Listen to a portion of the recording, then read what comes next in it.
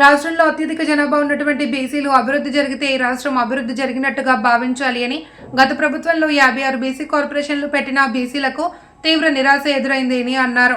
కూటమి ప్రభుత్వం వచ్చిన తర్వాత బీసీలకు సపోర్ట్గా నిలబడి బీసీలకు అండగా నిలబడినందుకు ప్రత్యేక ధన్యవాదాలు తెలియజేస్తున్నట్లు తెలిపారు. మొన్న బడ్జెట్ కేటాయింపుల్లో కూడా బీసీలకు కేటాయింపులలో సింహభాగం కల్పించినందుకు గౌరవ ముఖ్యమంత్రి నారా చంద్రబాబు నాయుడు, డిప్యూటీ సీఎం పవన్ కళ్యాణ్, మంత్రి శ్రీ లోకేష్లకు ధన్యవాదాలు తెలిపారు. కొన్ని పథకాలు అమలు చేశారు అధ్యక్ష. ఇప్పుడు అవి ఏమైనా అమలు చేస్తున్నావా లేదా అధ్యక్ష?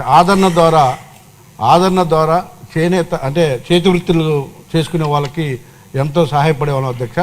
అది ఇప్పుడు ఉందా లేదా? 56 బీసీ కార్పొరేషన్లకి ప్రజెంట్ నిధులేమని మనం ఇస్తున్నామా? అలాగే అధ్యక్ష, సెల్ఫ్ ఎంప్లాయ్మెంట్ స్కీమ్ ద్వారా చిన్న వ్యాపారం చేసుకునే వాళ్ళకి మనం కొన్ని రాయితీలతో పాటు లోన్లు ఇచ్చేవాళ్ళం అధ్యక్ష. అదేమైనా ఉందా?